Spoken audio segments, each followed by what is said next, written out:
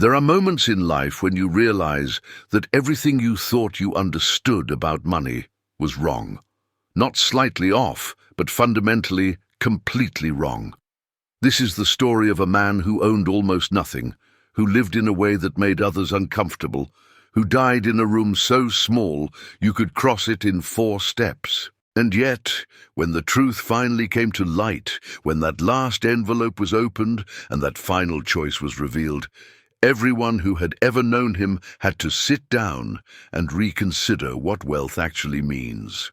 His name was Samuel Brennan, and for 47 years he lived in the same apartment on the 3rd floor of a building that should have been condemned 2 decades before he moved in. The walls were thin enough that you could hear Mrs. Chen coughing 3 apartments down. The radiator clanged and hissed, but barely produced heat. The window overlooking the alley had a crack sealed with yellowed tape that Samuel never replaced.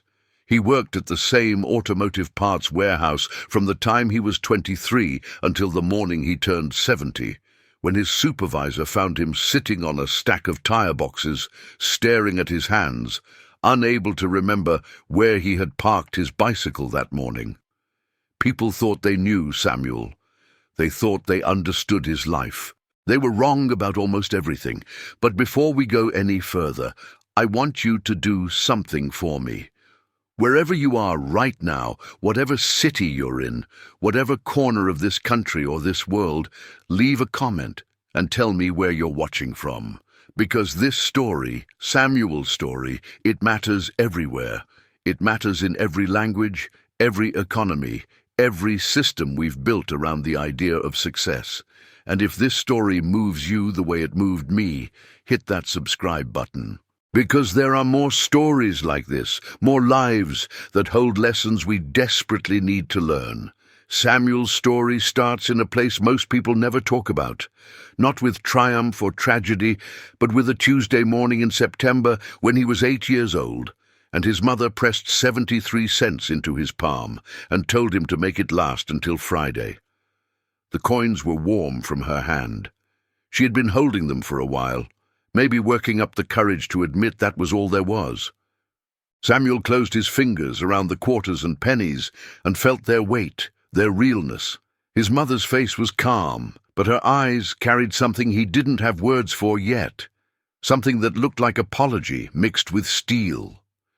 She didn't explain. She didn't need to. Even at 8, Samuel understood that 73 cents for 3 days meant choices. It meant hunger, or it meant shame. It meant asking, or it meant silence. He chose silence. He always would. That Tuesday morning planted something in Samuel that would grow for the next 62 years, something that looked like restraint, but was actually a form of seeing. While other children learned that money was something that appeared when you needed it, Samuel learned that money was always scarce, always contested, always something that required vigilance. He learned to calculate before he learned to dream. By the time he was 12, Samuel could tell you how many hours his mother worked to afford a loaf of bread, how many days of her standing behind a department store counter equaled his school shoes, how much of her life was being traded for his survival. This knowledge didn't make him grateful in the simple way people talk about gratitude. It made him careful. It made him watchful. It made him the kind of person who would later strike others as strange, too controlled, somehow not quite right. But we're getting ahead of ourselves. In that apartment where he grew up, there was a drawer in the kitchen that held 6 rubber bands, 3 mismatched batteries, a button that didn't belong to any shirt they owned, and a small leather notebook where his mother tracked every dollar that passed through their lives. Samuel found the notebook when he was 14, hidden under a stack of dish towels. He opened it thinking it might be a diary, some record of her private thoughts. Instead, he found columns of numbers so precise, so meticulously maintained, that they took his breath away. Every entry dated, every amount to the penny, rent, groceries, utilities, the jar labeled emergency that usually held between $3 and $7. He could see the months when she had worked extra shifts because the numbers shifted, became slightly less desperate. He could see the winter when she had been sick because the grocery amounts dropped and the utility bills climbed. The notebook was the most honest thing he had ever read. It told a story his mother had never spoken aloud, a story of constant calculation, constant worry, constant adjustment to circumstances that never quite allowed for rest. Samuel put the notebook back exactly where he had found it, and he never mentioned it to her. But from that day forward, he understood something most people spend their whole lives avoiding. Money isn't neutral. It's not just a tool or a means of exchange. Money is time. It's life itself, converted into a number, traded away in increments that can never be reclaimed.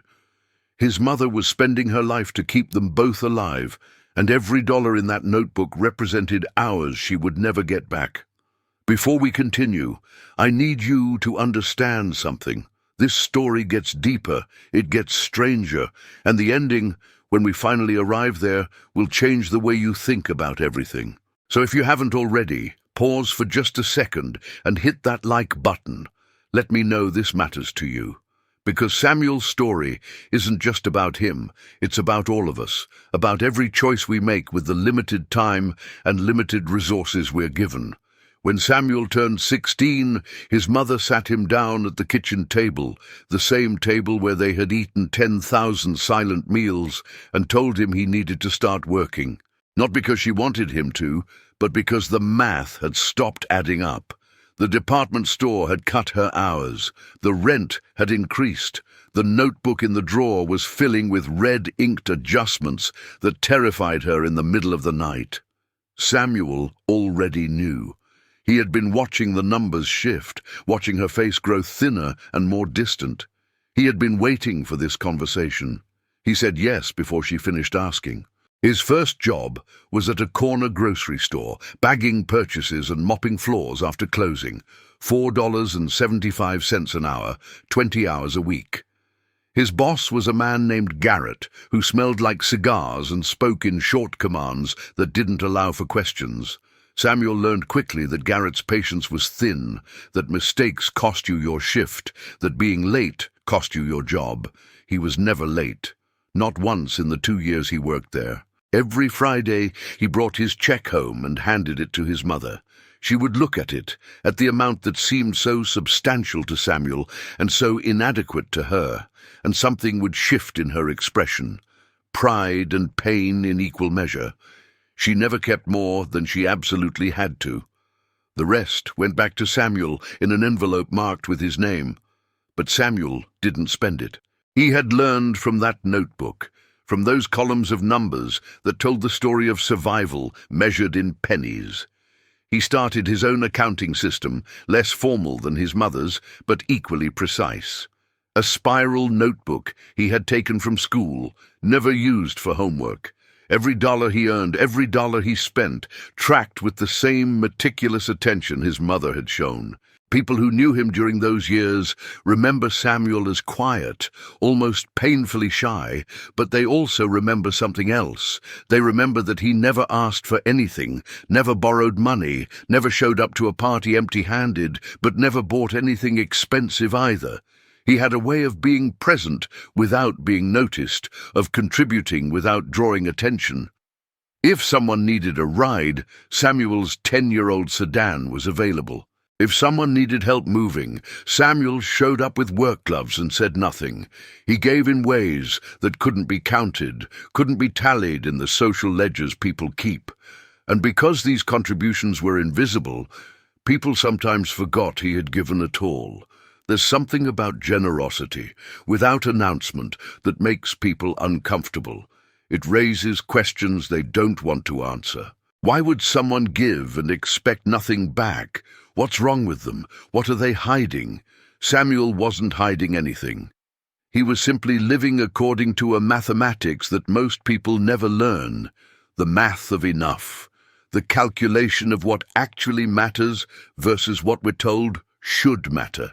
But his life, at least from the outside, looked like deprivation. After high school, when everyone else was talking about college and careers and futures that stretched bright and limitless ahead, Samuel took a job at Dixon's Auto Parts warehouse. The pay was better than the grocery store. $7.20 an hour to start, with the promise of raises based on performance. The work was physical, loading and unloading truck shipments, organizing inventory in a concrete building that was freezing in winter and suffocating in summer. His co-workers were men who spoke in grunts and smoked during breaks and talked about sports with an intensity that Samuel could never quite match. He didn't dislike them. He simply didn't understand the passion they brought to discussions of games played by strangers. While they debated and argued, Samuel calculated how many boxes he could move in an hour, how many hours he needed to work to cover his share of the rent, how much he could save if he brought lunch from home every day instead of buying from the deli across the street. His mother died the year Samuel turned 27. It wasn't sudden. She had been diminishing for months, her body giving out in the same gradual way that their furniture had given out, the same way their neighborhood had given out, slowly and then all at once. The hospital bills were catastrophic, the kind of numbers that break people. But Samuel had been preparing, without knowing it, for exactly this. The spiral notebook had evolved into a ledger, then into a system. He had saved everything he could for the past 11 years, lived with an austerity that seemed extreme to everyone who knew him. He paid every medical bill in full, held her hand through treatments that failed, sat beside her bed during those final weeks when she drifted between waking and something that looked like peace. She died on a Thursday morning in April, and Samuel held her hand as she went. He felt the exact moment she stopped being there, when the person he had known became just a body, just matter. The funeral was small, attended by people from the department store where she had worked and neighbors who had known her in passing. Samuel stood beside the grave and felt nothing that looked like the grief people expected. He felt something else. He felt the weight of her entire life, all those hours she had worked, all that time she had traded away, settling onto his shoulders, not as burden, but as knowledge. She had taught him, through that leather notebook and through her silence, what it meant to carry the mathematics of survival without complaint. Now let me ask you something, because Samuel's story is about to shift, and I want you to stay with me. Have you ever known someone like this? Someone whose life seemed small from the outside, but who carried something you couldn't quite name? Leave a comment. Tell me about them. And if you're finding value in this story, if it's making you think differently about money and time and the way we measure a life, make sure you're subscribed, because this is just the beginning. After his mother's funeral, Samuel could have left, could have used the small amount she had managed to save, could have moved to a better apartment, a better part of town. The apartment where they had lived together was more hers than his. Every corner held her absence. The kitchen where she had cooked meals that stretched ingredients beyond their natural limits. The chair where she had sat by the window, watching the street below with eyes that saw more than she ever spoke about. But Samuel didn't leave. He stayed in that apartment for the next 43 years, paying rent that increased gradually but never catastrophically, living among the same furniture, the same fading wallpaper, the same crack in the window sealed with yellowed tape. People who visited, the few who were invited in, couldn't understand why he stayed. The building was falling apart around him. The neighborhood had declined further, become the kind of place people avoided after dark. The apartment itself was barely functional. The bathroom pipes groaned and leaked. The stove had 2 working burners. The refrigerator was so old it bore a brand name that no longer existed. But Samuel stayed because leaving would have required spending money on something that didn't matter to him. Comfort, appearance, status. These were currencies he didn't trade in. He had learned from his mother that survival required ruthless clarity about what was essential and what was decoration. Everything else was just noise designed to separate you from the hours of your life. At work, Samuel became a fixture, the kind of employee who was always there but never promoted. He arrived 15 minutes early every day for 47 years, never called in sick, never complained about assignments. He learned every part number in the warehouse, could tell you where anything was stored without consulting a computer. His co-workers cycled through over the decades. Young men who took the job temporarily and moved on. Older men who stayed until retirement or death. Samuel outlasted almost all of them. They liked him in the way you like furniture that's always been there. Reliable, unremarkable, slightly worn but still functional. He helped them when they needed it, covered shifts when someone's kid was sick, trained new hires with patience that surprised people who thought of him as cold, but he never joined them after work. Never came to the bar on Fridays, never attended the company picnics or Christmas parties. He would thank them for the invitation and decline without explanation, and eventually they stopped asking. There was something about Samuel that discouraged intimacy, not through rudeness or hostility, but through a completeness that didn't leave room for casual friendship. He seemed content in a way that made others vaguely uncomfortable. How could someone be satisfied with so little? What did he do with his time? What did he think about during those long, silent evenings in his falling-apart apartment? The truth was stranger than any of them imagined. Samuel's life had a structure they couldn't see, a purpose they wouldn't have understood even if he had tried to explain. Every evening after work, he would ride his bicycle home, the same bicycle he had bought, used when he was 19, and maintained with obsessive care. He would park it inside his apartment, never leaving it locked in the hallway where it might be stolen. He would prepare a simple meal, usually rice or pasta with vegetables from the discount rack at the grocery store. He would eat slowly, methodically, cleaning his plate and his single pot before the food had a chance to congeal. Then he would sit at the kitchen table, in the chair his mother had used, and he would work on his notebooks. The spiral notebook from his youth had multiplied. Now there were dozens of them, stacked in careful piles on the kitchen counter, arranged by year and category. Samuel tracked everything, not with the desperate precision of poverty, though that was part of it. He tracked with the focused attention of someone conducting a long experiment, testing a hypothesis that would take an entire lifetime to prove. Every dollar he earned went into the notebooks. Every dollar he spent was accounted for. But more than that, Samuel had begun tracking the cost of things in terms of time. Not just his time, but the time of everyone involved in every transaction. When he bought a loaf of bread for $2.39, he would calculate backwards. How long did the baker work to make it? How many hours went into the wheat farming, the milling, the distribution? How much of how many lives were contained in that simple loaf? This might sound obsessive, and maybe it was. But for Samuel, it was a way of staying connected to a truth most people spend their lives avoiding. Nothing is free. Everything costs someone's time, someone's life, translated into labor and traded away. The question was never whether to participate in this system. The question was how to participate with full awareness of what was actually being exchanged. If you're still with me, if you're following Samuel down this strange path he walked, do me a favor.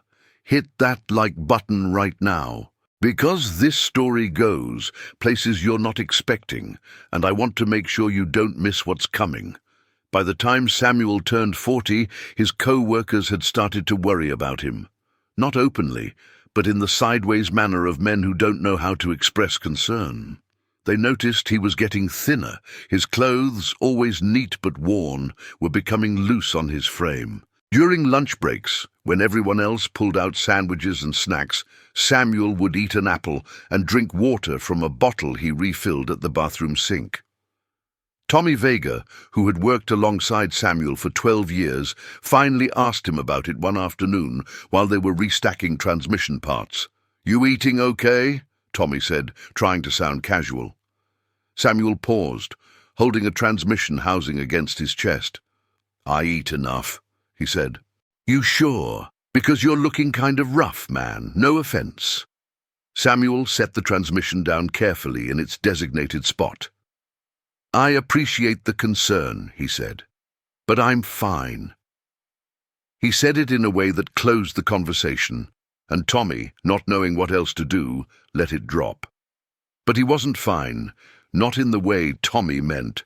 Samuel had begun experiencing pain in his chest, a tightness that came and went without warning, sometimes at work, sometimes at night. He would stop what he was doing and wait for it to pass, his hand pressed against his ribs, his breath shallow. He didn't see a doctor. The calculation was simple. A doctor's visit would cost money. Tests would cost more. Treatment, if something was actually wrong, would cost a catastrophic amount, and Samuel had plans for his money. Plans that were more important than his comfort, more important even than his health. This is the part of the story where most people would judge him, where they would say he was being foolish, that health is wealth, that you can't take money with you when you die. They would be both right and wrong in ways they couldn't yet understand. Samuel's body was betraying him, but slowly, in increments that allowed him to continue working. He adjusted. He moved more carefully. He took longer to complete tasks that used to be easy. His supervisor, a man named Douglas Chen, who had taken over management of the warehouse 5 years earlier, noticed the change. Douglas was not unkind. He had come up through the warehouse himself, understood the toll the work took on a body. He called Samuel into the office one morning, a converted storage closet with a desk and a filing cabinet and a calendar from an auto parts supplier featuring a woman in a bikini draped across the hood of a car. "Samuel," Douglas said, gesturing to a folding chair, "have a seat." Samuel sat, his back straight, his hands folded in his lap. "I wanted to check in with you," Douglas continued. "See how you're doing." "I'm fine," Samuel said. It was his default response, his shield against intrusion. "You've been here a long time," Douglas said. "Longer than anyone. You're part of this place." Samuel nodded, unsure where this was going. "The thing is," Douglas said, and now there was discomfort in his voice, "I've noticed you're slowing down, missing boxes, making mistakes you didn't used to make. And I want to help, but I need you to tell me what's going on." Samuel was silent for a long moment. The fluorescent light overhead hummed and flickered. The woman on the calendar smiled with teeth too white to be real. "I'm just getting older," Samuel said finally. "We all are." Douglas sighed. "Look, I'm going to be straight with you. There's been talk about downsizing. Corporate wants to cut costs, bring in younger guys who can move faster. I've been fighting it, but I need to know you can still do the job." Samuel felt something shift inside him, something that might have been fear if he allowed himself to feel such things. This job was the foundation of everything. Without it, the entire structure of his life would collapse. "I can do the job," Samuel said. And he meant it. He would push through the pain. He would work harder. He would make himself indispensable again. Douglas looked at him for a long time, at this man who had been part of the warehouse for longer than Douglas had been alive, who had never caused problems or asked for special treatment, who showed up every day like clockwork and did his work without complaint. "Okay," Douglas said, "but if you need something, if you need time off or lighter duties, you have to tell me. I can't help you if I don't know what's going on." Samuel stood. "I appreciate that," he said, "but I'm fine." He went back to work.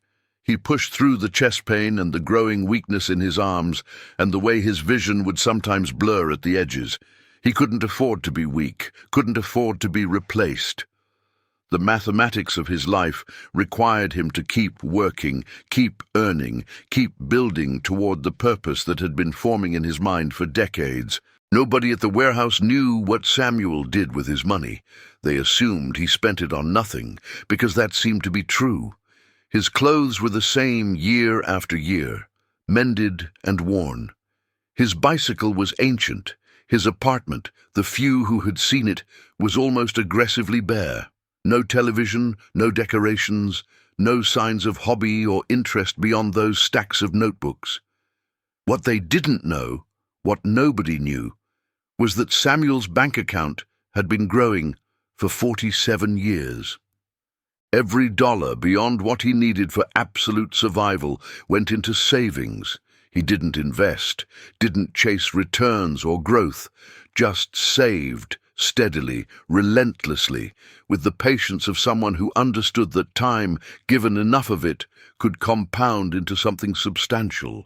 By the time he turned 60, Samuel had saved $433,000. It was an amount that would have shocked anyone who knew him, an amount that seemed impossible given his salary and his circumstances. But Samuel had lived on almost nothing for 4 decades. He had made every sacrifice you can imagine, and many you probably can't. He had chosen cold over comfort, hunger over indulgence, isolation over connection. And he had done it all in service of something he had never spoken aloud, a plan that lived only in those notebooks stacked in his kitchen. Think about that for a moment. $433,000, saved penny by a man who rode a bicycle to work and ate discount vegetables and lived in an apartment that should have been condemned. What would you do with that money? What would it mean to you? Leave a comment. Tell me. And if you're still watching, if you're still with Samuel on this journey, go ahead and subscribe now, because you need to know how this ends. At 65, Samuel could have retired. His co-workers had been retiring around him, disappearing into lives of social security checks and grandchildren and hobbies they had been postponing for decades. Some of them lasted a year or two. Others died within months, their bodies unable to adjust to the absence of routine. Samuel watched them go, these men who had been his companions in the only way he allowed companionship. He felt something that might have been sadness or might have been recognition. The knowledge that work, for better or worse, was what kept most of them alive. Purpose, even bitter purpose, was better than emptiness. He didn't retire. He kept showing up, kept doing the work, even as his body continued its slow betrayal. The pain in his chest had become constant, a companion he had learned to breathe around. His hands shook sometimes. His balance was unreliable. But he continued because stopping would mean confronting what came next, and Samuel wasn't ready for that yet. Not because he feared death. He had been intimate with mortality since his mother's hand had pressed those 73 cents into his palm. He feared leaving before his work was complete. The notebooks had evolved. They were no longer just records of income and expenses. They had become something else, something more like a philosophy expressed in numbers. Samuel had spent 47 years thinking about money, about what it meant and what it cost and what it was actually for. He'd come to conclusions that would sound insane to most people, that almost nothing we buy is worth the life we trade for it. That comfort is a drug that makes us forget we're dying, that the entire structure of modern economy is designed to keep us unconscious, to keep us trading our hours for things we don't need, distracting ourselves from the fundamental question of what a human life is actually for. These thoughts lived in his notebooks, written in handwriting that had remained unchanged for decades, small, precise letters that filled page after page, creating an archive of a single mind working on a single problem for an entire lifetime. If Samuel had shared these thoughts, people would have called him crazy. They would have worried about him, tried to intervene, tried to convince him that he was missing out on life. But Samuel knew something they didn't. He wasn't missing out. He was paying attention. He was staying awake while everyone else sleepwalked through the transaction of their lives. The warehouse where Samuel worked finally closed the year he turned 68. Not suddenly, but through a slow process of downsizing and consolidation that everyone saw coming, but nobody could stop. The building was old, outdated, inefficient. Corporate had found a better location, a more modern facility that required half the staff to move twice the inventory. There were meetings, explanations, apologies that sounded hollow because everyone knew this was just business, just the mathematics of profit margins and quarterly reports. Samuel listened to the announcements without visible emotion. When Douglas Chen called him into that same office, now mostly empty of files and personal effects, to tell him he was being let go, Samuel simply nodded. "I'm sorry," Douglas said, and he meant it. "You've been here longer than anyone. You deserved better." Samuel looked at him, at this man who had tried in his own way to be kind, to be fair in a system that rewarded neither kindness nor fairness. "It's fine," Samuel said. "I understand." "There's a severance package," Douglas continued, sliding a folder across the desk. "Not much, but something. And your pension, obviously." Samuel took the folder but didn't open it. The amount didn't matter. He had his own money, his own plan. The warehouse had served its purpose, giving him structure and income for most of his adult life. Now that chapter was closing, and he felt something that might have been relief. He shook Douglas's hand, thanked him for years of employment, rode his bicycle home for the last time as an employee of Dixon's Auto Parts. That night, in his apartment, Samuel sat at the kitchen table and opened a new notebook. This one was different from the others. This one wasn't for tracking expenses or recording thoughts about money and meaning. This one was for planning the final act of his life, the decision that would give meaning to everything that had come before. He wrote for hours, his hand moving across the page with the same careful precision he had brought to everything. He was 70 years old. His body was failing in ways he could no longer ignore. The chest pain had evolved into something constant and gripping. He couldn't breathe deeply anymore, couldn't walk a full block without stopping. He knew, with the certainty that comes from paying attention, that he didn't have much time left. The question was, what to do with what remained. He could seek treatment, spend his savings on surgeries and medications that might buy him a few more years. But years of what? More pain, more decline, more hospital rooms and doctors who would speak to him with forced optimism about odds and percentages? Samuel had watched his mother die slowly in a hospital bed, had seen what modern medicine did to bodies it couldn't actually save. He wasn't interested in that kind of prolonging, or he could simply wait, let nature take its course, die in his apartment the way he had lived in it, quietly and without fuss. Except that would mean his money, all $433,000 of it, would go to some distant relatives he had never met, people who would receive a surprising inheritance and probably spend it on things they didn't need, never knowing what it had cost, never understanding what it represented.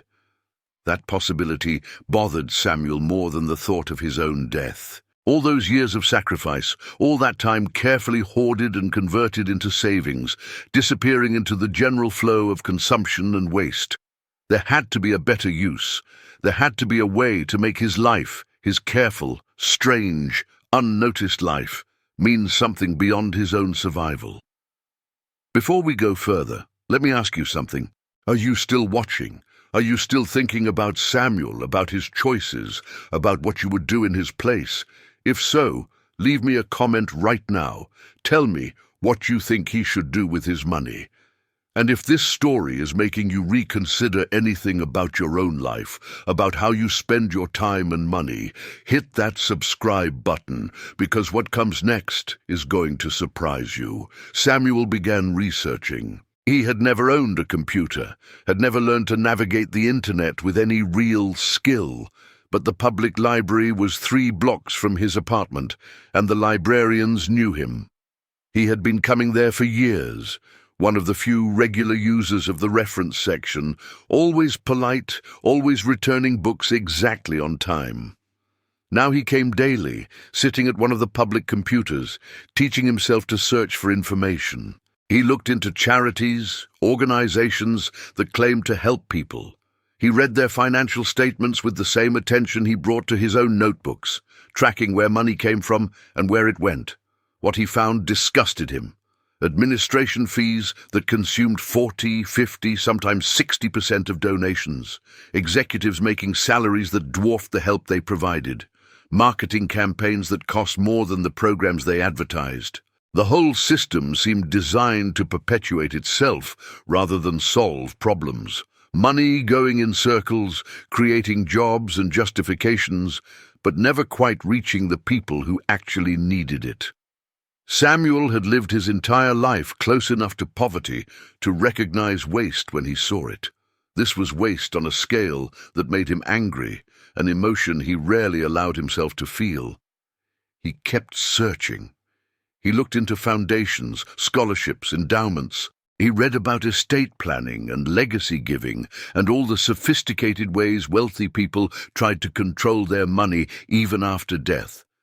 Most of it struck him as ego dressed up as generosity, rich people buying immortality by putting their names on buildings. That wasn't what Samuel wanted. He didn't need his name on anything. He didn't need recognition or gratitude or any kind of memorial. He needed his money to actually matter, to actually change someone's life in a real and lasting way. But how? The problem consumed him through that winter, his last winter, though he didn't frame it that way. He would sit in the library until closing, reading and thinking, then ride his bicycle home through streets that were colder than his apartment. He stopped eating regularly, not intentionally, but because food seemed irrelevant compared to the question he was trying to answer. By January, Samuel had lost 23 pounds. His clothes hung on him like fabric on a skeleton. The librarians noticed and worried. Mrs. Rodriguez, who had worked the reference desk for 15 years, finally pulled him aside one afternoon. "Mr. Brennan," she said gently, "are you okay? You don't look well." Samuel looked at her, at this woman who had helped him find books on dozens of subjects over the years, who had shown him how to use the computer catalogue and the database searches.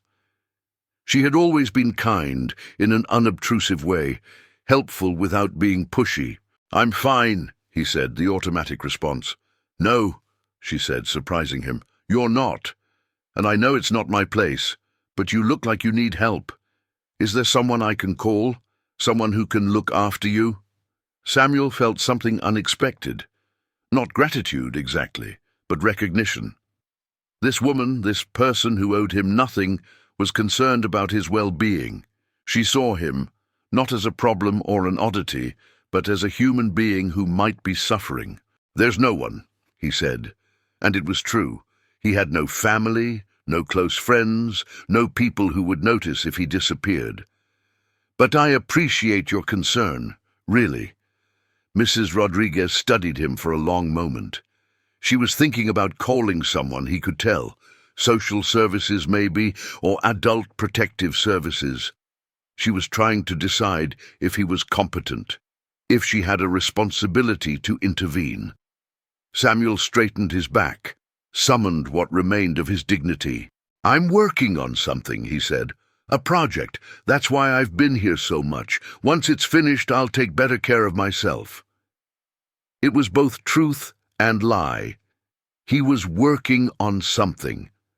But taking care of himself was no longer part of the plan.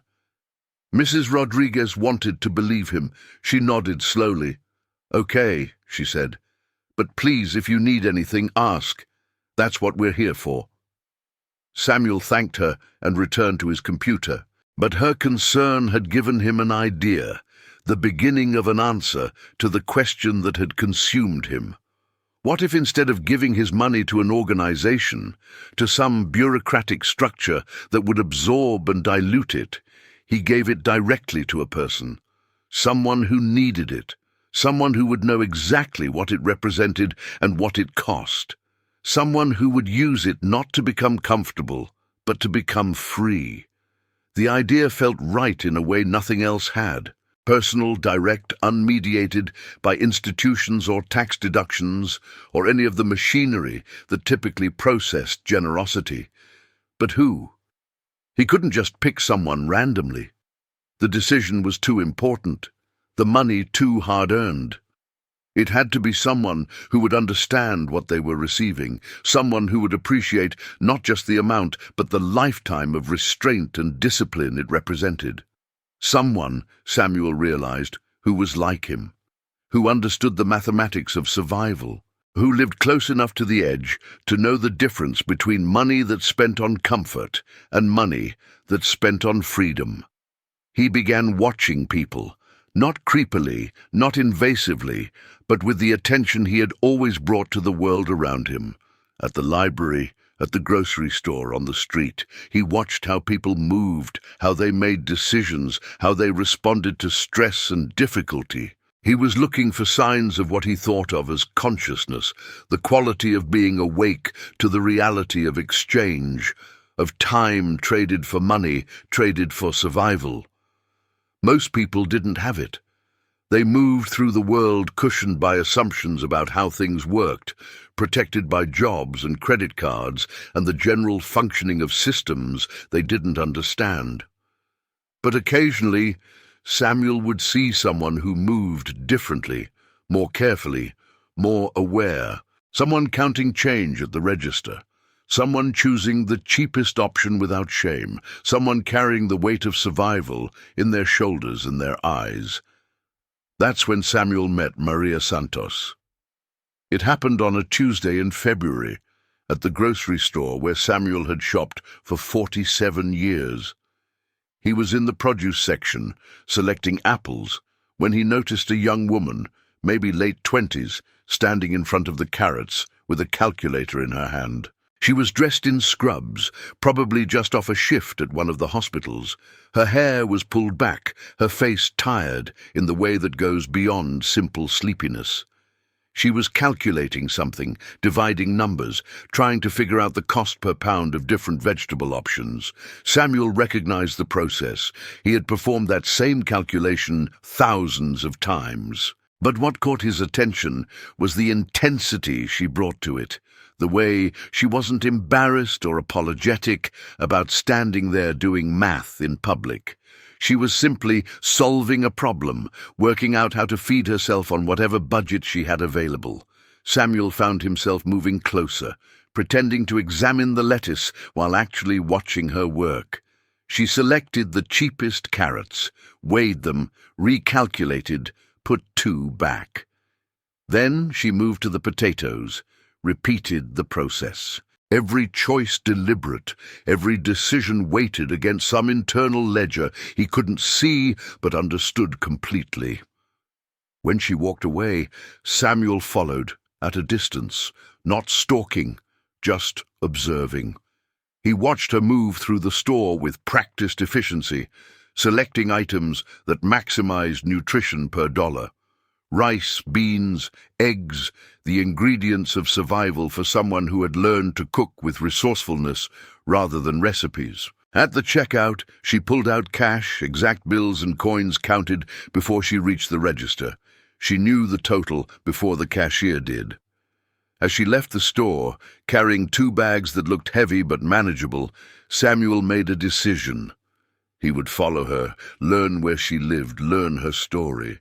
Not to harm or frighten, but to answer the question that had consumed him for months. Was she the one? Was she the person who could receive his life's work and understand what it meant? Now I know what you're thinking. This sounds questionable at best, potentially dangerous. An old man following a young woman home. But remember who Samuel was, what his entire life had been about. He wasn't thinking about power or control, or any of the ugly dynamics that make such behavior predatory. He was thinking about mathematics, about justice, about how to make one final equation balance. Whether that justification holds or not, whether you agree with his logic or not, that's for you to decide. Leave a comment and tell me what you think, and make sure you're subscribed, because the ending of this story will test everything you believe about money and generosity and what we owe each other. Samuel kept his distance, riding his bicycle slowly enough to stay behind her without being obvious. She walked 6 blocks into a neighborhood Samuel knew, one of the rougher sections where the buildings leaned and the streetlights were often broken.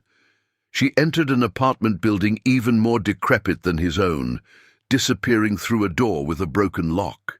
Samuel noted the address, the building number, the way the structure seemed to sag under the weight of too many years and too little maintenance. Then he rode home.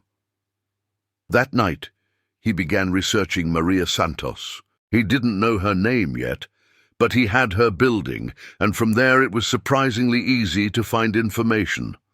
Public records, property databases, the kind of information that was supposed to be private but had become accessible to anyone with patience and a library computer. He learned that she was 28, that she worked as a nursing assistant at St. Anthony's Hospital, that she lived alone in a studio apartment on the 4th floor, that she had student loans totaling $63,000 from a nursing degree she had started but never finished because her mother had gotten sick and Maria had needed to work full-time. He learned that her mother had died 3 years ago, leaving Maria with funeral debts on top of her student loans, that she sent money every month to a younger brother in El Salvador who was trying to finish high school, that she had applied for the nursing program 3 times, trying to complete her degree, but kept having to withdraw because she couldn't afford to work less while studying. Her life, at least the version available through public records and social media, was a portrait of someone trapped by the mathematics of poverty, making decent money for someone without a full nursing degree, maybe $32,000 a year, but never enough to get ahead, never enough to break the cycle of debt and obligation. She was disciplined. Samuel could see that. She wasn't spending money on frivolous things. Her social media showed a life of work and sleep and occasional coffee with friends. No vacations, no restaurants, no signs of the kind of spending that would indicate lack of awareness. She was conscious, exactly what Samuel had been looking for. She understood the game she was playing and played it as well as anyone could, but the game itself was rigged against her. Samuel sat back from the computer screen, his chest aching, in a way that had become familiar. This was it. This was the answer. Maria Santos needed exactly what Samuel had to give. Not charity that would insult her dignity, not a small amount that would briefly ease her burden before the mathematics reasserted themselves, but enough money to fundamentally change the equation of her life. Enough to pay off her debts, finish her degree, stop sending money to her brother knowing she couldn't afford it, and still have something left over to build a different future. $433,000 would do all of that and more. It would give her what Samuel had spent his entire life refusing for himself: freedom. Not freedom from work or responsibility, but freedom from the constant grinding calculation, the daily mathematics of survival that wore away at the soul until there was nothing left but exhaustion. But how to give it to her? That was the next problem, and it occupied Samuel for the rest of February and into March. He couldn't just hand her a check. That would terrify her, raise questions about who he was and what he wanted, trigger all the reasonable suspicions a young woman should have about old men bearing gifts. He couldn't give it anonymously through a bank transfer because that would seem like a scam or a mistake, and she would probably try to return it or report it. He needed a method that was clear, intentional, and somehow personal enough that she would understand this wasn't random, wasn't an error, but a deliberate choice made by someone who understood what the money represented. Samuel developed a plan that felt appropriate to the strange logic of his life. He would write her a letter explaining everything, not just the practical details of the transfer, but the philosophy behind it, the lifetime of thinking that had led to this decision. He would give her his notebooks, all of them, so she could see the full arc of his work. And he would die shortly after, not dramatically or publicly, but quietly in his apartment, leaving her to discover that this gift came with no strings, no demands, no expectations, beyond the hope that she would use it to become free in the way he had never allowed himself to be. It was a strange plan, maybe even a terrible plan, but it was his plan, shaped by 47 years of living according to principles nobody else understood. He began writing the letter in mid-March, not on a computer, but by hand, in one of his notebooks, using the same careful script he had developed decades ago. He wrote slowly, sometimes only a paragraph a day, wanting to get the words exactly right. He explained who he was, though she would never have heard of him.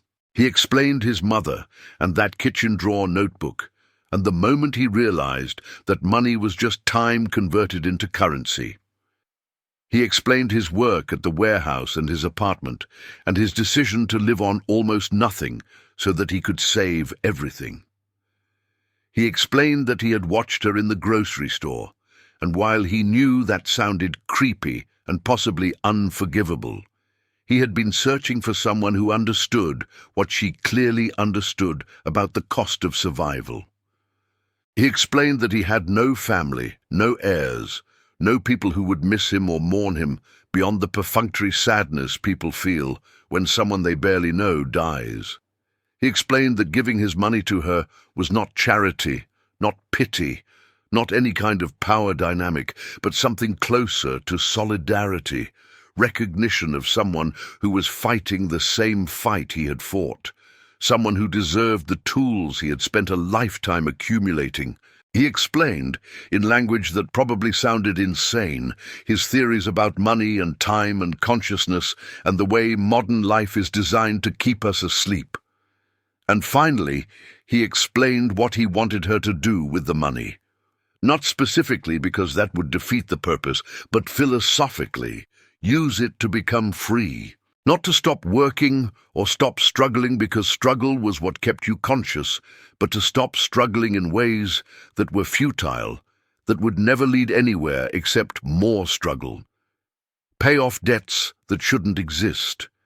Finish the education she had started. Build a foundation that would allow her to help others the way someone finally was helping her. The letter ended up being 43 pages long, front and back of notebook paper, filled with Samuel's small, precise handwriting. When he finished it in early April, he read it through once, then sealed it in an envelope with her name written on the front. Then he prepared the legal documents. This part was easier. He went to a lawyer, a young man fresh out of law school, who specialized in wills and estates and didn't charge much because he was trying to build a client base. The lawyer, whose name was David Park, listened to Samuel's instructions with increasing confusion.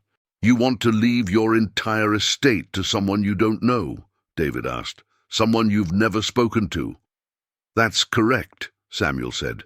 "That's unusual. Are you sure you wouldn't prefer to leave it to a charity? Something that could provide you with a tax deduction and a legacy?" Samuel smiled, a thin expression that didn't reach his eyes. "I'm dying," he said, not dramatically, but as simple fact. "I don't need tax deductions, and I don't want a legacy. I want my money to go to Maria Santos at this address, with no conditions and no restrictions." David Park looked at the address, at this man who was clearly unwell, at the entire situation that seemed designed to complicate his life. "I have to ask," David said carefully, "is this some kind of romantic gesture? Because if so, there are better ways to—" "No," Samuel interrupted. "Nothing like that. I've never spoken to her, never will. She doesn't know I exist." "Then why?" Samuel considered how to answer. "Because she needs it," he said finally, "and because I spent my whole life building something that shouldn't be wasted. That's all you need to know." David clearly wanted to argue, to raise ethical concerns or legal objections, but Samuel's certainty left no room for debate. He drew up the documents. Samuel signed them. The estate would pass to Maria Santos upon Samuel's death, along with a letter explaining everything. David filed the paperwork, took his modest fee, and asked Samuel if he had anyone who could look after him. Samuel thanked him for the concern and declined. He rode his bicycle home, knowing he had set everything in motion. Now all that remained was the final act, the quiet exit that would complete the strange performance of his life. If you're still watching, if you've followed Samuel this far into his unusual logic and his careful madness, I want you to understand something. This story is almost over, but before we get to the end, before we see what happened when Maria Santos received an envelope containing Samuel's life's work, I need you to do something. I need you to hit that like button. I need you to subscribe. Because stories like this, stories about the hidden economies of ordinary lives, they don't get told often enough. And if this matters to you, if Samuel's strange dignity has touched something in you, then help me tell more stories like this one. Samuel spent the last 2 weeks of his life preparing his apartment for discovery. He cleaned with a meticulousness that might have seemed obsessive if anyone had been there to see it. He wanted the person who found him, probably his landlord or a neighbor responding to the smell, to understand that this was intentional, not tragic. He organized his notebooks into chronological order, stacked them on the kitchen table where they couldn't be missed. He wrote instructions for his landlord, apologizing for the inconvenience, and providing contact information for David Park, the lawyer who would handle his estate. He paid his rent 6 months in advance, enough to cover the time it would take to clean out the apartment and prepare it for the next tenant. He threw away everything that couldn't be useful to someone else. The clothes that were too worn to donate, the food that had expired, the bicycle maintenance tools that were too old and specialized to have value. What remained was a space that looked more like a cell than an apartment, bare walls and minimal furniture, but clean and organized in a way that suggested intention rather than neglect. On April 19th, a Thursday morning that was warmer than it had been all month, Samuel ate his last meal. An apple and a glass of water, the same breakfast he had eaten almost every morning for 47 years. He sat at the kitchen table, at his mother's chair, and thought about his life, not with regret or sadness or any of the emotions people are supposed to feel at the end. He thought about it the way you might review a mathematical proof, checking that each step led logically to the next, that the conclusion followed necessarily from the premises. He had lived according to principles that others didn't share or understand. He had sacrificed comfort, connection, everything most people consider essential to a good life, but he had stayed conscious. He had paid attention to the real cost of things, the actual exchange of life for stuff, time for money, and he had refused to participate in the transaction on terms that didn't make sense to him. Now, at the end, he had converted his awareness into something concrete. $433,000, representing 47 years of refusing to be distracted from what mattered. And that money, that compressed time, that stored life would go to someone who needed it, someone who would understand at least partially what it represented. The mathematics balanced. That was all Samuel had ever wanted. He felt the chest pain intensify, felt his heart struggling against some blockage or weakness that had been building for years. He didn't call for help.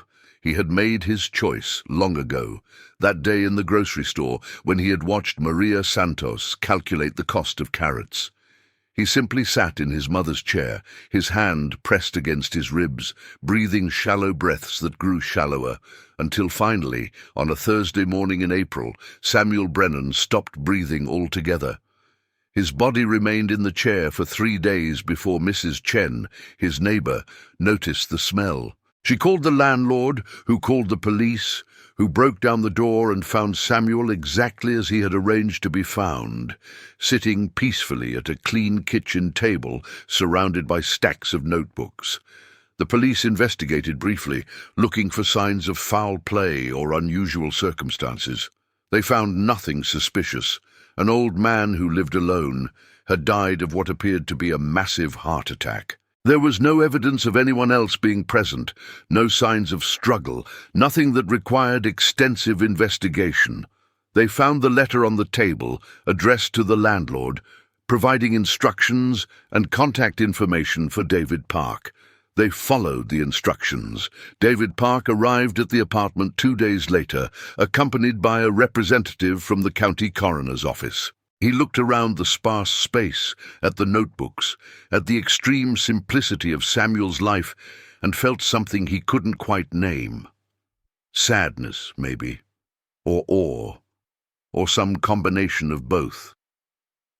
He collected the documents relevant to the estate, including a sealed envelope with Maria Santos's name written on it in Samuel's careful hand. Then he made the phone call that would complete Samuel's final act.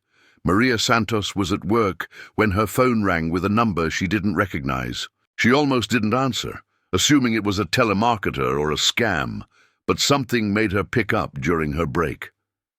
"Is this Maria Santos?" a male voice asked. "Yes," she said cautiously.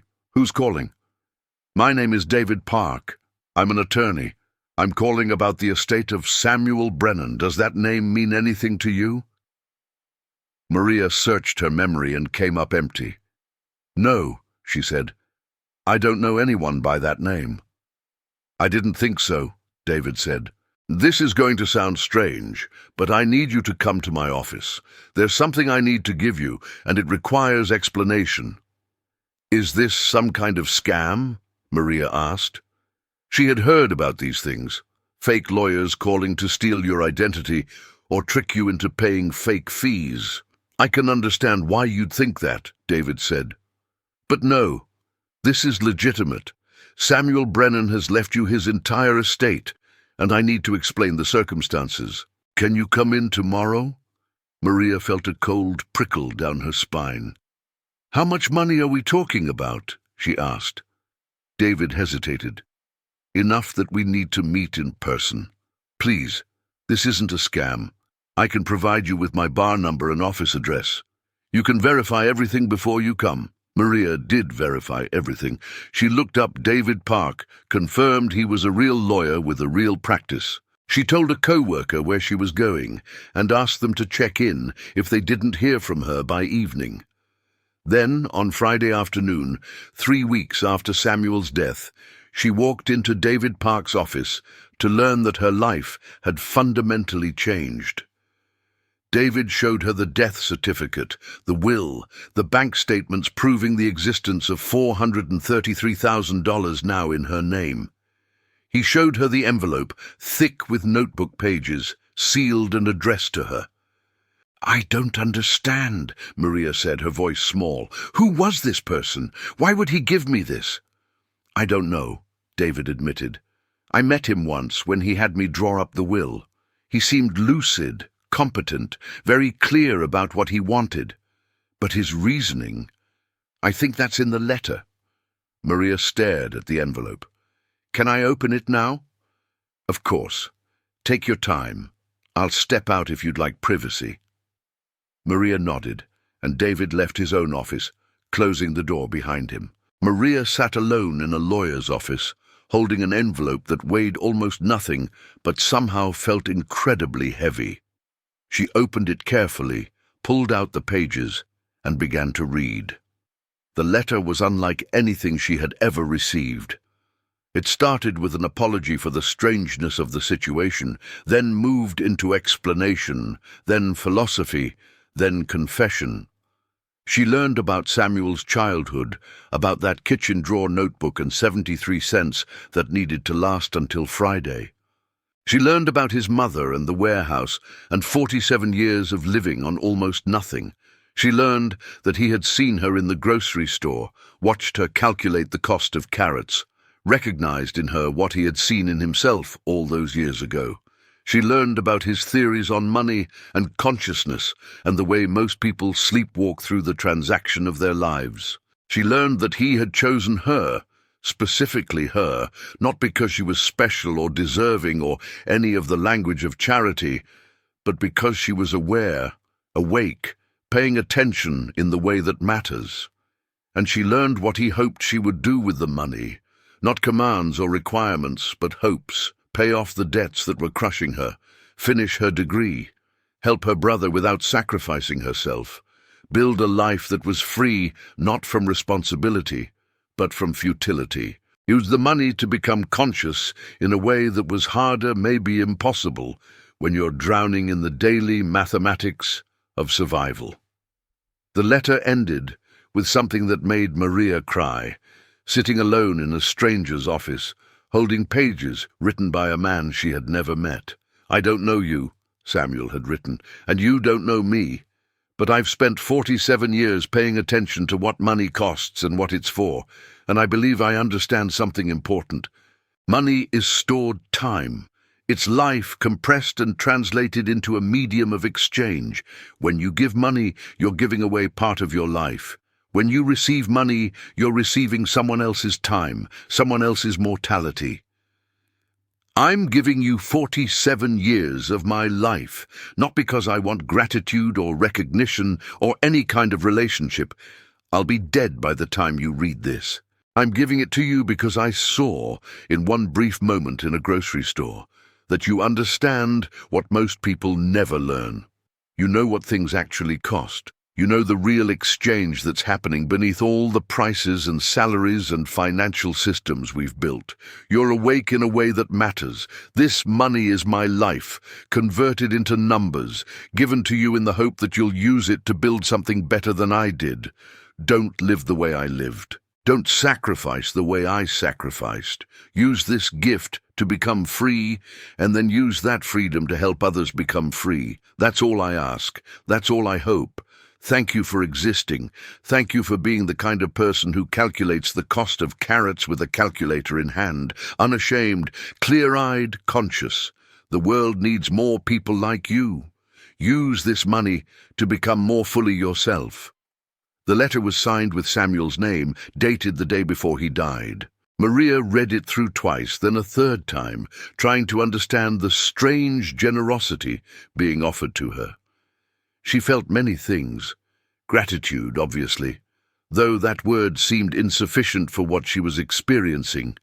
Confusion, because how do you process receiving someone's entire life in the form of money? Responsibility, heavy and somewhat frightening, because this gift came with hopes, if not obligations, with the weight of someone's philosophy and their final act. But more than anything, Maria felt seen. This man, this stranger who had watched her for one brief moment and then spent weeks researching her life, had understood something about her that most people missed, that she wasn't just poor or struggling, that she wasn't just another person having a hard time. She was conscious, exactly as Samuel had written. She knew what things cost in terms of time and life. She calculated not because she enjoyed mathematics, but because she refused to pretend that money was anything other than what it actually was. Samuel had recognized that in her, and he had given her his life's work because of it. That recognition, that seeing, was perhaps the greatest gift, even more valuable than the money itself. David Park knocked softly and entered when she called. He saw her face, tear-streaked but composed, and nodded. "It's a lot to process," he said. "I can only imagine." "What do I need to do?" Maria asked. "Legally, nothing complicated. The estate has been probated. The money is yours, free and clear. I'll help you set up accounts, transfer everything properly. But that's just mechanics." David paused. "I read the letter," he admitted. "Samuel gave me a copy in case anything went wrong with the delivery. What he wrote about money and time, about consciousness, I've been thinking about it for weeks. It's changed how I look at my own life." Maria nodded. She understood. This wasn't just about money. It was about a way of seeing, a way of being in the world that most people never developed because they never had to. And now she had been given the resources to live according to that consciousness without being crushed by it. What would she do? That was the question, the one Samuel had left deliberately unanswered. Over the following weeks and months, Maria made her decisions carefully. She paid off her student loans in full, all $63,000, feeling the weight lift from her shoulders like a physical thing. She enrolled in the nursing program she had attempted 3 times before, and this time she could afford to reduce her work hours, could afford to focus on studying instead of constantly calculating whether she could survive the next month. She set up a fund for her brother in El Salvador, enough to finish his education and have something left over for college if he wanted. She rented a better apartment, still modest, but with windows that opened, and plumbing that worked, and neighbors who weren't actively hostile. She bought herself a bicycle, thinking of Samuel and his obsessive maintenance of the one thing he owned that mattered. And she saved the rest, invested it carefully, not for growth but for security, so that she would never again have to stand in a grocery store calculating the cost of carrots with fear in her heart. But the money, while transformative, wasn't the most important thing Samuel had given her. He had given her a story, a framework for understanding what she had been living without fully articulating. That money is time, that every dollar represents someone's life, converted into currency.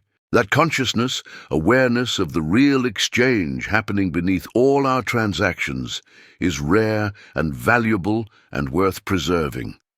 Maria began talking about these ideas with friends, with co-workers, with her brother when they spoke on the phone. She found that people were hungry for this way of thinking, exhausted by the constant pressure to spend and earn and consume without ever questioning what it all meant. She started teaching a class at her church, not about finance in the traditional sense, but about consciousness around money, about tracking not just where your money goes, but what it represents, about calculating the real cost of purchases in terms of your life, your hours, your mortality, about making intentional choices instead of sleepwalking through the economic systems that shape our days. The class grew. People came, listened, started their own notebooks, tracking not just expenses, but the meaning behind their spending. They began asking the kinds of questions Samuel had spent 47 years exploring. What am I actually buying? How much of my life am I trading for this? Is it worth it? Is any of it worth it? What would it mean to live differently? 3 years after Samuel's death, Maria graduated with her nursing degree. She got a job at the same hospital where she'd worked as an assistant, but now with better hours and better pay, and, more importantly, work that felt meaningful rather than just necessary. She continued to live simply, not with Samuel's extremity, but with intentional restraint. She saved money not because she was afraid of running out, but because she understood what it represented. She had absorbed Samuel's lesson, the one he had spent a lifetime learning and gifted to her in his last act. That freedom comes not from having more, but from needing less. That consciousness is more valuable than comfort. That the real wealth is in having time that belongs to you, hours that aren't already traded away for survival or distraction. On the 4th anniversary of receiving Samuel's letter, Maria did something Samuel probably never imagined. She went to his grave. It had taken her a while to find it, to track down where he had been buried in the county cemetery, in a plot so simple it barely had a marker. She stood there, in a place where Samuel had no visitors, because he had no people who mourned him, and she spoke to him. "Thank you," she said simply, "not just for the money, for seeing me, for understanding, for believing that what you learned mattered enough to pass on." She paused, looking at the small stone that marked where he rested. "I'm using it the way you hoped. I'm free in the way that matters, and I'm teaching others what you taught me. Your life wasn't wasted, Samuel. It meant something. It means something still." She left flowers, cheap grocery store carnations, because anything more expensive would have betrayed the lesson. Then she rode her bicycle home, thinking about time and money and consciousness, thinking about how one man's strange life had created ripples that would extend far beyond his death. Before we finish, I want to talk to you for a moment. Not as the narrator of Samuel's story, but as someone who believes this story matters. If you're still watching, if you've stayed with me through this long meditation on money and meaning and lives that look small but contain multitudes, I want to ask you something. What are you trading your life for? Have you thought about it? Really thought about it? The hours you work, the money you earn, the things you buy with that money. What does it all represent? How much of your finite time, your one irreplaceable life, is being converted into transactions you don't actually care about? Samuel's answer was extreme. Most of us aren't called to live with that level of austerity, that degree of sacrifice. But his question, the one he spent 47 years exploring, that question belongs to all of us. What is money actually for? What is a human life actually for? How do we stay conscious, stay awake, in a system designed to keep us distracted and consuming until we die? These aren't abstract philosophical questions. They're practical ones, urgent ones, questions we need to answer if we want our lives to mean anything beyond the cycle of earning and spending. Samuel gave us a map, written in those notebooks, lived in that quiet apartment, expressed in that final gift to a stranger. The map says, pay attention, calculate the real cost, choose consciousness over comfort. Use your resources, whatever they are, to build freedom for yourself and others. Live in a way that means something. Now, I know some of you are thinking Samuel was crazy, that he wasted his life on an obsession, that he should have enjoyed himself more, built relationships, experienced the world instead of sitting in a deteriorating apartment tracking pennies. Maybe you're right. Maybe his path was too extreme, too isolated, too focused on the mathematics at the expense of the messiness of being human. But maybe he understood something we're missing. Maybe he saw that our version of normal, our constant pressure to earn and spend and participate in systems we don't control, maybe that's the actual waste. Maybe we're the ones who are asleep, trading our lives for things we don't need, never stopping to ask what it's all for. I don't have the answer. Samuel didn't have the answer, but he had a question, and he lived that question so thoroughly that it became a gift, a tool someone else could use to build a different kind of life. If this story has moved you, if it's made you think differently about anything, do two things for me. First, leave a comment. Tell me what you're trading your life for. Tell me if you think Samuel was wise or crazy or something in between. Tell me what you would do with $433,000 if it appeared in your account tomorrow. And second, subscribe. Because there are more stories like this one, more lives that look ordinary but contain extraordinary wisdom, more lessons hidden in the quiet choices people make when they think nobody's watching.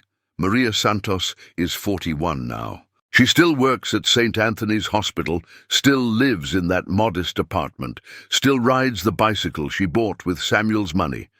But she's also teaching 3 classes a week about financial consciousness, and those classes have spawned study groups and community discussions and a small movement of people trying to live more intentionally, more aware of what they're actually trading their lives for. Samuel's notebooks, all 47 years of them, are in her possession. She's been transcribing them, slowly, carefully, thinking about eventually publishing them or creating some kind of educational resource. Because what Samuel wrote, what he learned, it's too valuable to remain private. It's a record of one man's attempt to live consciously in an unconscious world. And that attempt, whatever its limitations, deserves to be shared. She thinks about Samuel often, wonders what he would think of what his gift became, whether he would approve of the way she's trying to pass his lessons forward. She imagines he would say something brief and precise, would nod once and return to his work, uncomfortable with gratitude or praise. That was his way, quiet, intentional, contained, the opposite of our loud, sprawling, chaotic approach to living. Maybe we need more of that. More restraint, more calculation, more consciousness about the exchange that's always happening, the trade of our finite time for the things we tell ourselves we need.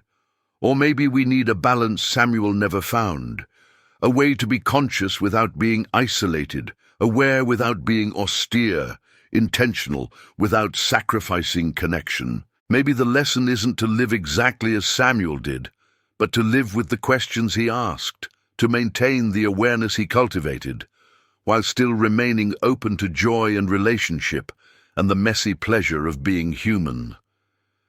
Maria tries for that balance.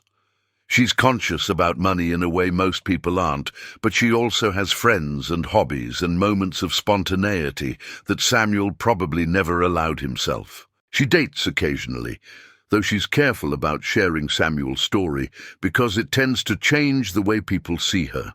She travels sometimes, taking trips that are modest but meaningful, seeing parts of the world she never imagined she'd access. She lives, in other words, a life that Samuel's gift made possible, but that is distinctly her own, shaped by his philosophy, but not limited by it. And in living that life, she honors him more fully than any monument or memorial could. She took what he gave and used it to become free, and then she used that freedom to help others, just as he hoped. The ripples continue to spread, the lessons continue to teach. The mathematics of consciousness continues to balance against the mathematics of survival.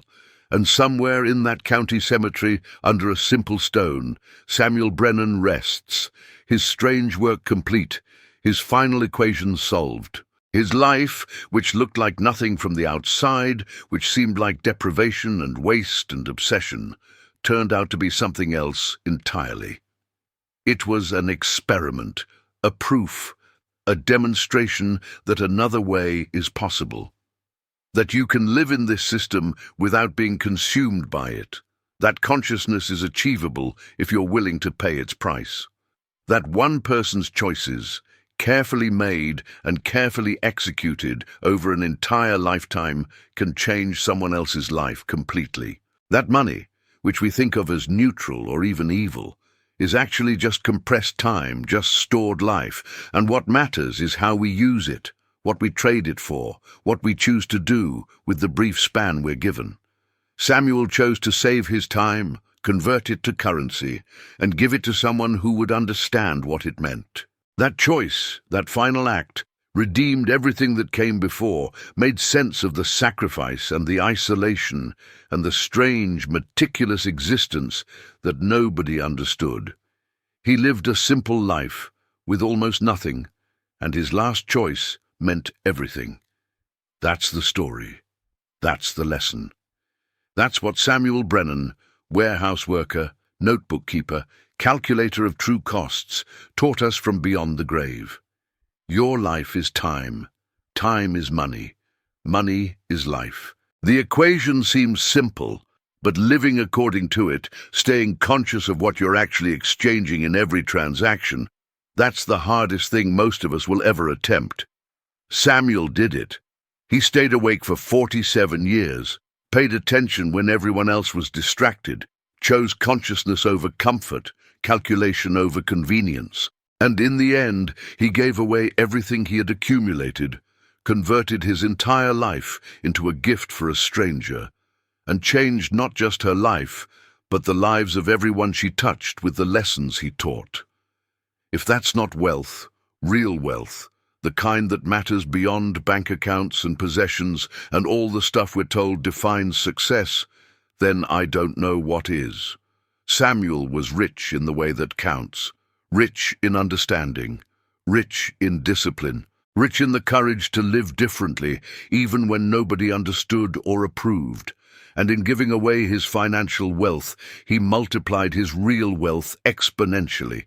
He created more consciousness, more awareness, more people asking the questions that matter. That's legacy. That's meaning. That's a life well lived, even if nobody recognized it until after he was gone.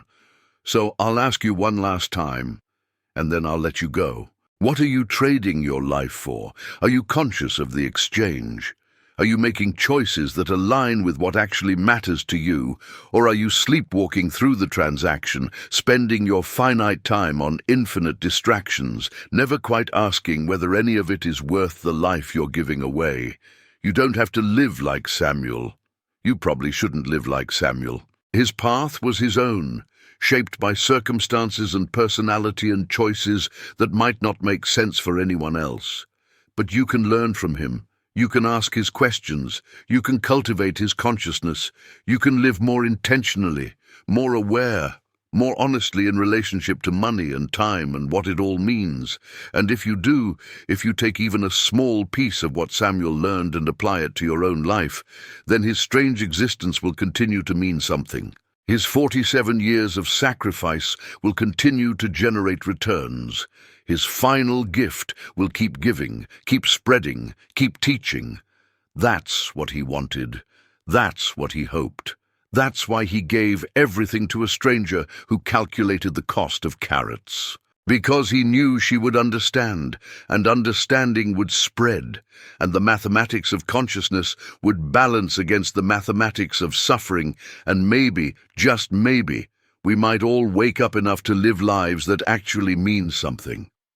Thank you for staying with me through this story. Thank you for letting Samuel's life touch yours, even briefly. If it mattered to you, if it changed anything about how you see money or time, or what you're doing with your one irreplaceable existence, leave a comment and tell me. And subscribe, because there are more stories like this one, more lives that hold lessons we desperately need, more quiet revolutionaries living among us whose choices might just save us if we pay attention.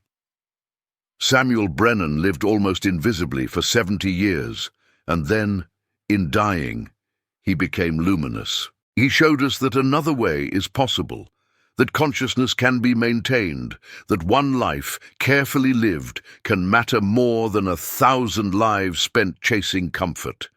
His last choice meant everything because it revealed what his entire life had been building toward, not comfort or security or any of the things we're told to want. He was building understanding, cultivating awareness, saving his life in the most literal sense so he could give it away in the most meaningful sense.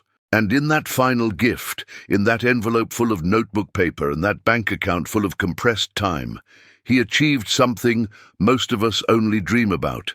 He made his life count. He made his choices matter. He turned suffering into wisdom, and wisdom into freedom, and freedom into a gift that will keep giving for as long as people remember his story. That's wealth, real wealth. The kind you can't spend, but can only share. The kind that multiplies instead of diminishing. The kind that matters when everything else is gone. Samuel Brennan was wealthy beyond measure, and he died with almost nothing. That's not a contradiction. That's the point. That's everything.